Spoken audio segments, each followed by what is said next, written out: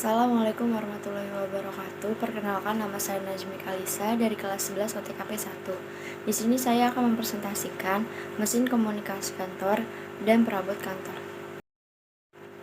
Mesin komunikasi kantor adalah sarana kantor yang digunakan untuk melakukan komunikasi baik di lingkungan organisasi sendiri maupun keluar organisasi.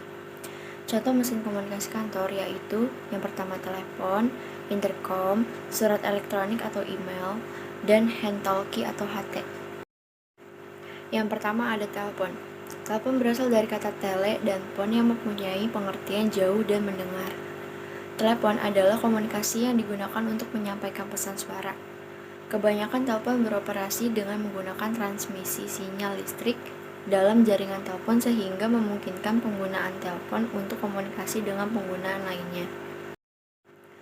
Yang kedua, intercom.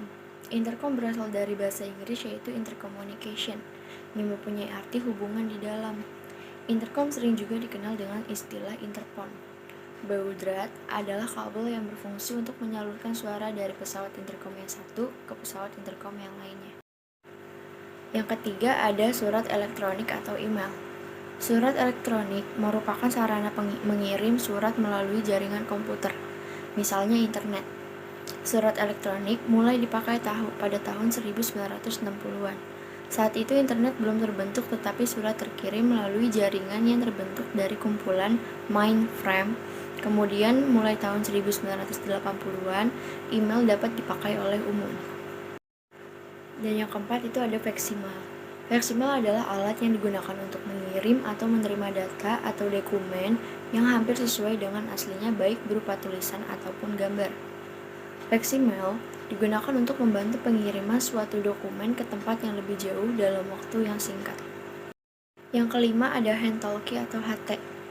Hand talkie adalah sebuah alat komunikasi yang bentuknya mirip dengan telepon genggam yang dapat dikomunikasikan dua orang atau lebih dengan menggunakan gelombang radio dan sering dipakai untuk komunikasi yang sifatnya sementara karena salurannya dapat diganti-ganti setiap saat. Kebanyakan hand talkie digunakan untuk melakukan kedua fungsi, yaitu berbicara ataupun mendengar. Selanjutnya perabot kantor. Perabot kantor atau office furniture merupakan sarana dan prasarana yang menunjang kegiatan administrasi atau suatu kantor. Perabot merupakan sarana kantor yang tidak habis pakai dan dapat digunakan berulang-ulang dalam jangka waktu yang panjang. Jenis perabot kantor yaitu meja, kursi, lemari, loker, dan laci-laci kartu. Yang pertama ada meja. Meja adalah perabotan yang bentuknya dasar ditokong oleh 4 buah kaki meja. Meja umumnya dipasangkan dengan kursi. Karena fungsinya untuk mempermudah dan membantu pekerjaan, maka memilih meja di kantor tidak bisa sembarangan. Contoh beberapa jenis meja di kantor yaitu 1. Meja staff, 2. Meja resepsionis, 3. Meja direksi, 4. Meja rapat, dan yang kelima meja samping. Yang kedua ada kursi. Kursi kantor adalah sebuah perabot kantor yang biasanya digunakan sebagai tempat duduk. Pada umumnya, kursi memiliki 4 kaki yang digunakan untuk menopang berat tubuh di atasnya. Namun demikian, ada jenis kursi yang hanya memiliki 1 kaki saja yang terletak di bagian tengah, yaitu bar stool. Contoh beberapa jenis kursi yaitu pertama kursi pimpinan, yang kedua kursi staf, yang ketiga kursi hadap. Yang ketiga ada lemari. Beberapa jenis lemari kantor sebagai berikut. Yang pertama adalah lemari warkat. Lemari warkat adalah lemari yang digunakan untuk menyimpan warkat atau papers yang diolah atau belum di-file. Yang kedua ada lemari rak. Lemari rak yaitu suatu jenis lemari untuk menyimpan map dan bundel, laporan atau dokumen lainnya yang sudah disusun ke dalam map besar atau ordner. Juga untuk lemari rak ini ukurannya dan golongannya sama dengan lemari warkat. Dan yang ketiga adalah lemari berangkas. Lemari berangkas digunakan untuk menyimpan uang, cek, dan surat berharga lainnya. Yang keempat ada lemari laci arsip beroda. Lemari arsip laci beroda ialah sejenis lemari kecil dengan lereng-lereng atau kaki dengan laci yang biasanya ditaruh di bawah bangku atau meja. Yang kelima ada lemari pendek.